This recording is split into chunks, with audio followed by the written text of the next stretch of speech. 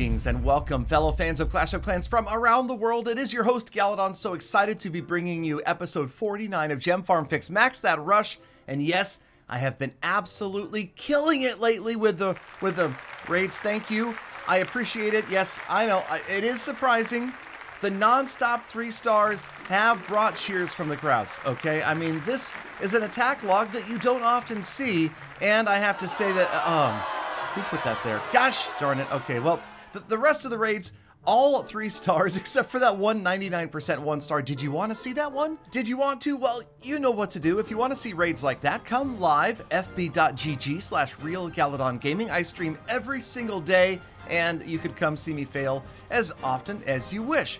Now, okay, so this was a day that I was Gem Fix Farm maxing that rush, and you'll notice that I'm in a different clan. I'm in Thanks for Stars Steph, and it is thanks to her requests or demands that we went with the Shamalama Witch Slap attack here. And it is a slight variation on some other witch style attacks that you've seen with the bats as well. And I have to say, surprisingly, it's working out really well. Now, you need to think back to the evolution of Galadon recently, okay? Remember that I was always doing E-Drags, and then I started doing Queen Walk Minor, Queen Charge Hog Rider, and then eventually I was doing P.E.K.K.A. Smash. And from P.E.K.K.A. Smash, we evolved to P.E.K.K.A. Bow Bat, and then from there, we are here, all right, with Shamalama Witch Slap. So this is a pretty cool attack. It is a lot of fun to do, and it seems to work on a variety of bases. Now, I will give you this quick caveat, and that is that you're likely not going to see a huge amount of success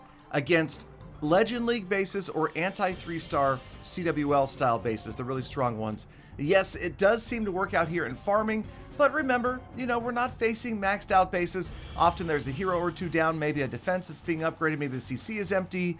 You know, it could be those variables that make this attack a little bit stronger.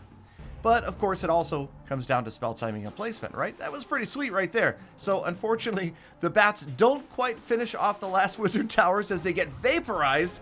And that right there, a clear example of why you need to be careful about distracting wizard towers. That was like every single bat, and they got absolutely annihilated in just a moment by those wizard towers. Now, here, of course, the Ice Golem had shown up, and yeah, this base stands no chance.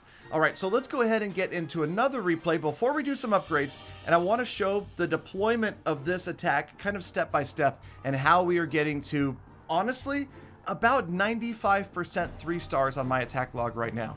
So we move on to the next base, and yes, obviously not fully maxed out, but it does have active heroes. Now you'll notice as we send in the E-Dragons, we want to be aware of air defenses. Okay, now we also have a couple of P.E.K.K.A.s, so the P.E.K.K.A.s could be used as funneling troops instead of the E-Dragons if you had a specific spot on the base that you had your heart set on entering and you didn't want to use the E-Dragons because you knew they would get wiped out quickly. So here the E-Dragons do get that funnel value down, and now there's pretty much nowhere else to go but in for everybody else. Now, a couple of keys here. You want to make sure that your wall wrecker survives. You can see it's getting through that innermost wall, so not dropping the wall wrecker first is usually a good idea to make sure that it doesn't get targeted by Inferno Towers and all sorts of defenses. You would rather have a P.E.K.K.A. or even 2 P.E.K.K.A.s tanking, the Barbarian King tanking. Ideally, the 2 units that you want in at the core, you want to get that CC, obviously the Wall Wrecker, and you want to get the Ice Golem. An Ice Golem explosion in the core is going to get huge value because that's the moment when most of the defenses are firing on your units right in the middle. So there is the good spell timing, and that really, you know, other than saying, hey, keep wizard towers frozen, it's one of those things that just takes some practice, getting to know the duration and the radius of that freeze spell, because sometimes you have to stack up 2 and you want to make sure that you don't waste them, that you get the maximum value out of those freeze spells. And sometimes you've got a lot of defenses that are between your bats and the wizard tower, and if you drop it too early, which I still do, oftentimes it will thaw out before the bats get there. And all right, so in this raid, the bats and the skeletons pretty much overwhelm everything, and that's the thing. It used to be, oh, you know, don't use witches if you're facing multi-target infernos. And, you know, in cases like this, it works out. You got to look for distraction and destruction and freezing too. So those 3 things are key. All right, let's take a look at one more quick attack before we move on. And yes, this one, 2 out of the 3 Inferno Towers are set to multi. And again, kind of one of those anti-2-star bases. This is something that you might see in Legend League where players are setting that town hall in the center and trying to make it so you just can't get there. And I gotta tell you, now I will admit that this is a bit of a spammy style attack. I mean, other than that beginning funnel, you're pretty much just sending in all of the troops together here. But despite the spam, there is key spell timing and placement, right? Okay, so you spam the troops, you pretty much put everybody down, you try to keep the witches alive towards the back, and then you just wait. You got to get great value out of both of your rage spells, and as you can see here, I pretty much felt like, okay, nobody's going to the town hall, but this works out okay, because notice the single target Inferno is being distracted by the witches, and the multi-target Inferno is not going to stop the P.E.K.K.A before it gets through. I planned that, absolutely. I definitely will always claim that I planned that precisely. Okay, here we go with the bats, and there you can see we got that wizard tower down, so we just have to worry about this other wizard tower. 3 defenses between the bats and the wizard tower, but now the wizard tower, well, no, wait, okay, it took out the skeletons and then it turned on the bats, so we kind of blew it there a little bit, as of course you got to realize that the wizard tower was firing on skeletons and it was one-shotting them. Normally, if it's going to be firing on, say, a hero, an ice golem, a P.E.K.K.A, it's going to stay focused, obviously, right? It's going to keep firing on that same target until it dies. In that case, the skeletons got one-shotted, the wizard turned around, and I didn't really think about that ahead of time, and we definitely lost a big group of bats right there.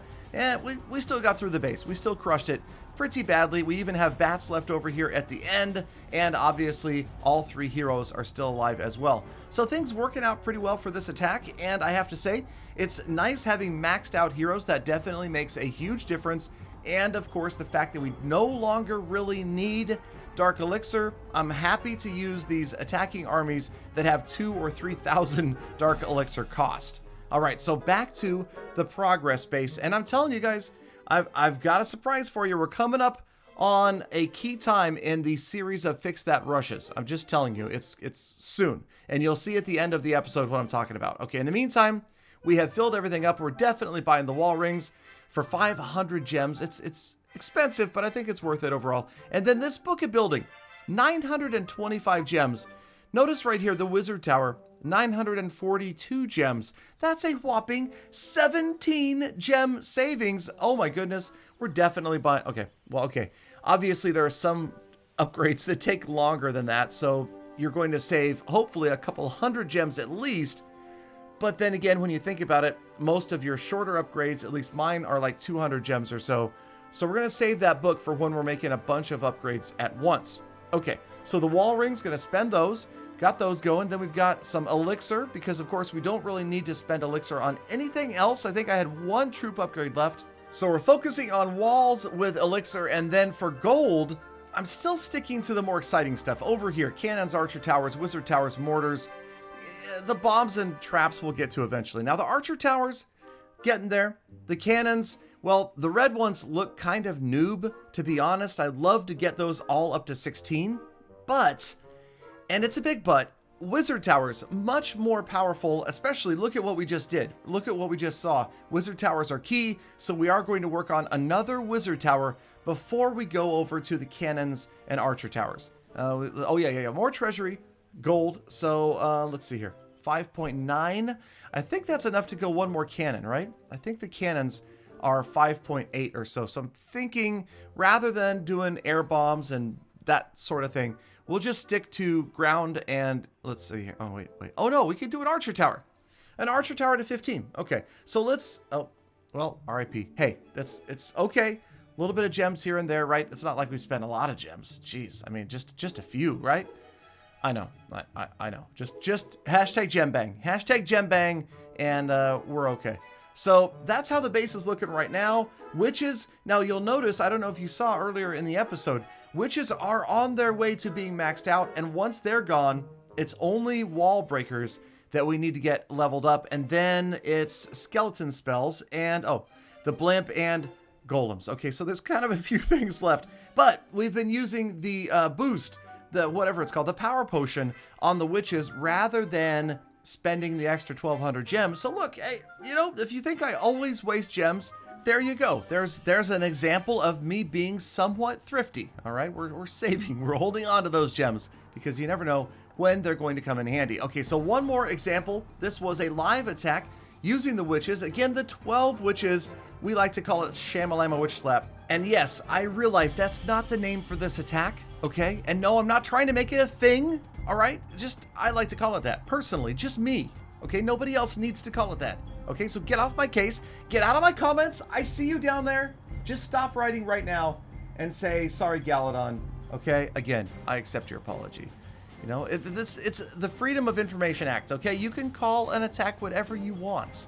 Yeah, as long as you don't force it on other people, you could call it anything you want, all right? And maybe that's what you should be down in the comments doing, is saying, Galadon, maybe you should call this attack the blank, okay? But don't be judgmental. Let anybody say whatever they want about this attack, because when it comes down to it, for farming, it is crazy strong. Now, it does take a while to train, obviously, but, you know, overall, with a little bit of spell timing and placement and a little bit of patience, I will say patience is key. There is this moment in the raid when the bats need to go down, but if you wait too long, then there really isn't going to be a good cleanup after the bats. If you go too early, then likely you're going to see too many defenses firing on the bats, because yes, you can still stop the wizard towers, but if you run into a Tesla farm, anything like that, and the worst possible scenario, by the way, the tornado trap.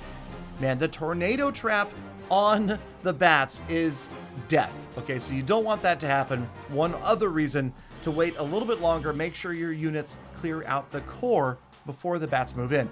In this case, once again, the bats survive all the way to the end of the episode. Okay, all the way almost to the end of the attack. But speaking of the end of the episode, as we wrap up this 3-star, you know what it's time. Your favorite or your least favorite, because you know we're almost done. It is the status report, where we review what we've spent, and guess what? It turns out today I'm free to play. So this is what it means to have a free to play account, right? Because I spent $0 today, right? Absolutely nothing. Oh yeah, there's that other 3,700. Okay, so for gems, also maybe not free to play when you spend 2,000 gems, just over $15 worth. As for time spent, we are now up to a massive 152 hours. And for my next goals, you tell me down in the comments, Rage Gem, which set of defenses, and it is time to start a new series. Gem Fix Farm, max that rush, no heroes. Now we just have to find a sponsor, because that one is going to be expensive. Thank you guys for sticking around all the way to the end of the episode. You guys are the hashtag GalFem. Get out there, make the best of the rest of your day. Be kind to people, animals, to the planet. I hope to see you all back here again tomorrow for more full attacks.